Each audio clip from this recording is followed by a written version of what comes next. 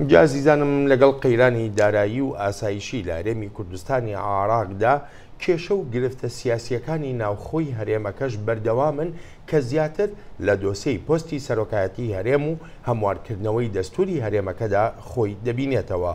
ئێستاش بڕیارە هەر پێنجلایەنە سیاسیەکەی هەرێمەکە کۆ ببنەوە بە مەبەستی دۆزینەوەی ڕێگە چارەیەک بۆ بڕێک تیشخستنە سەر ئەم باسەر لە ستۆدیۆ میوانداری نووسەر و ڕۆژنامەوان سەرکەوت شەمسەدین دەکەین. کاک سەرکەوت زۆر سپاسی ئامادەبوونت دەکەم.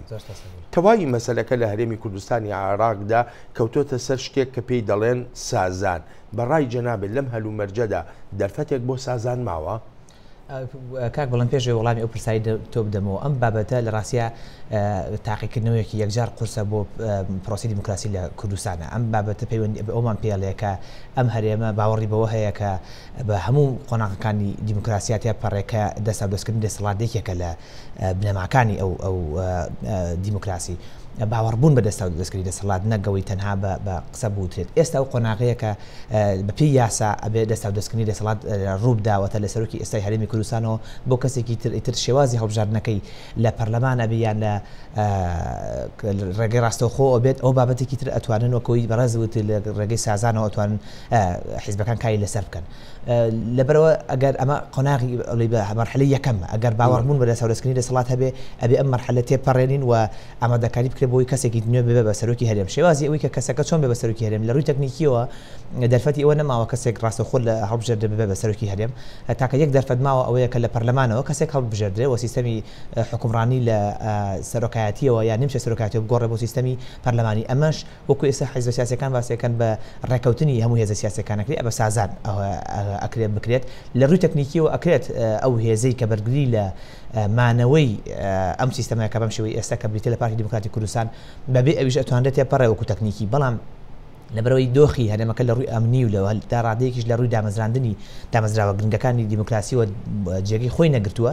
پاراوەسخستنی پارتی دیموکراتی کوردستان وەکوەوەی کە لە کوردستان ئێمە پەیوەندیمان لەگەڵ سیاسیەکانی ئەویا هەیە لەگەڵ پەرلەمانتارەکان لەگەڵ ئەو کەسانی چاودێری و وەزعی کوردستانەکەن ئەوەیە تەنها بابەتێکی دیموکراسی نیە بەڵکو بابەتێکی ئەمنی و ئاسایشی بەدوای خۆیان ئەهێنێ وەتە هەڕەشەی لەتکردنەوەی دوو ئیدارەیی ئەکرێەوە تێکچوونی بارودۆخی ئەمنی کوردستان یەکێکە لە ئەگەرەکان بەدوای ئەمە بیهێنێ بەدوای خۆیان. بۆیە سازان تەنها بۆ ئەوەیە ئەم مەترسیە دوور بخەینەوە.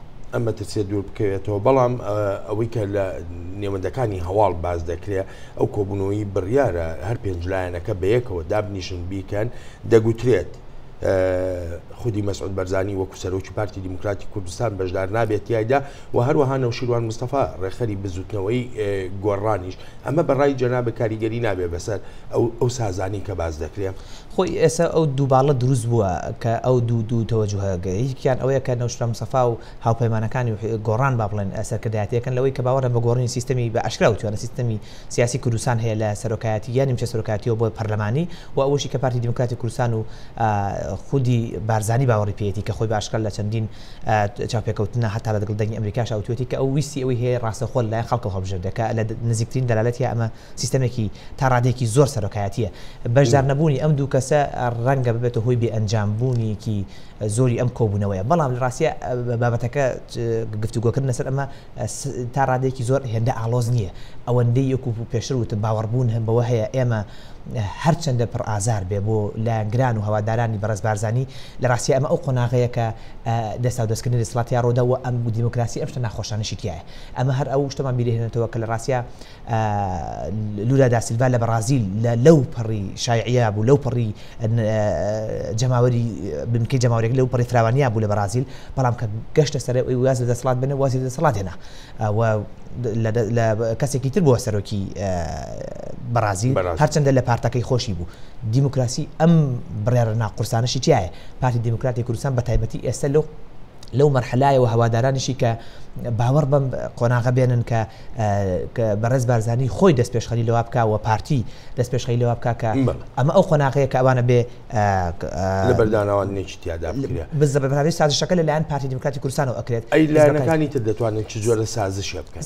ئەکرێت لایەنەکانی تر مەسەلەن ئەوەی کە من چاودێری ئەەکەم لایەنەکانی تر پرۆژیان خستۆتە ڕوو. پارتی دیموکراتی کوردستان تا ئێستا ئامادە نیە گفتوگۆ لەسەر هیچ کام لە پرۆژانە بکات. بە ئاشکرا لە ڕێگەی پەرلەمانتارەکانی ئەمەیان وتووە گرفتی سەرەکی ئالێرایە. یعنی تۆ ئامادە نیت سازش لەسەر شتێک سازان ناتوانێت دروست بکرێت ئەگەر تۆ ئامادە نەبیت گفتوگۆ لەسەر پرۆژەی لایەنی بەرامبەر بکەیت و سازش تۆ لەسەر شتێکەکەیت تۆ پرۆژەت هەیە یان ئەسڵم یەک پرۆژە هەیە لە ئارایە دوو لایەن یا چەند لایەنێک گفتوگۆ لەسەرەکەن بۆ ئەوەی چەند خاڵێکی لێکەم بکرێتەوە یا زیاد بکرێت بۆ ئەوەی هەردوو لایەن هەر پێنج لا پێی رازی بن ئێستا ئەوەی کە هەیە پارتی دیموکراتی کوردستان گرەتی دروست کردو کە نایڵە سازان دروست بێ ئەوەیە کە ئەوان هەموو پرۆژەکە ڕەتەکەنەوە ئەکرێت پارتی دیموکراتی کوردستان لەگەڵ هێزەکانی ترا ئەو چوار لایەنەی ترا بگەنە ڕێکەوتنێک لەسەر ئەوەی ڕەنگە بەشێک لەم دەسەڵاتانە لەگەڵ سەرۆکی ئێستای هەرێما بمێنێتەوە بەڵام سەرۆکی نوێ کە هەڵە بژێردرێت دەسەڵاتەکانی کەمتر بێ و تا ڕادەیەکی زۆر تەشریفاتی بێت ئەوەیەکێک بێ ڕەنگە لە ئەگەرەکان بەڵام ئەوەی کە گرفتەکەی دروست کردووە کە قورسە سازان دروست ببێ ئەگەر تۆ هەموو پرۆژەکان ڕەتکەیتەوە کە خراوەتە ڕوو بۆ بابەتە ئەگەر هاتوو ئەم سازانە دروست نەبوو ئەگەر هاتوو لایەنە سیاسەکان نەگەیشتە هیچ ئەنجامێک بۆشاییەکی یاسایی دروست دەبێت لێرەدا مەترسیەکانی ئەم بۆشاییە یاساییە چییە و بە چیش پردەبنەوە زۆر بە کورتی کاتمەوەندە نەمافەن ئەوەی لە ڕووی یاسایەکەەوە بۆشە یاسایی کە دروستەوێت دیارە سەرۆکی پەرلەمان بپی ئەو تێگەشتنە باوەی هەیە بۆ بابەتەکە سەرۆکی پەرلەمان ئەبێتە سەرۆکی هەرێمی کوردستان ماوەی 2 مانگ دوایەوە ئەبێت سەرۆکی نوێی هەرێمی کوردستان لە پەرلەمانەوە هەڵبژێردرێت ئەوەی کە گرنگە بۆشاییە یاساییەکە زۆر کێشەنیە ئەوەی کە گرنگ ئەو هەڕەشانەیە لە پشت ئەو بۆشاییە یاساییەوە کە هەیە لە ئارایە کە لە ئێمە لێرە لە وەرگێبیستی ئەبین کە بارودۆخی دوو ئیدارەی دێتە ئاراوە و دۆخی ئەمنیتێک ئەچێت کە هەرێمەکە خۆی بەرگەی بارودۆخی ئەم دۆخە ئەمنی دارایە خراپی ئێرە ناگرێت و ئەگەر سەرباری ئەمە بکەین کە خۆمان دروستکەری بین دۆزی کورد لە دەرەوەش نەک لە ناو ئەمریکا ببورە نەک لە ناو کوردستانە یەکجار ئەبێنە دووە و ئەگەری زۆری هەیە هەموو هاوکاریەکان لە کەلایەن ئەمریکا و کۆمەلگەی نێودەوڵەتیەوە بۆ پێشنەرگەچی بۆ شەڕی داعش ڕابگیرێت چون حکوومەتێکی شەرعی ئەو کاتە لە هەولێرە نامێنێت کە لە دەرەوە ئەعترافی پێ بکەن و ئەوە گەورەترین هەڕەشەیە لەسەر ئایندەی کوردستان لە دوای 2023 ئەگەر بە عەقڵانە مامەڵێک لانەکرێت. کاکسەکە و زۆر سوپاس دەکەم بۆ تێبینی و سەرنجەکانت.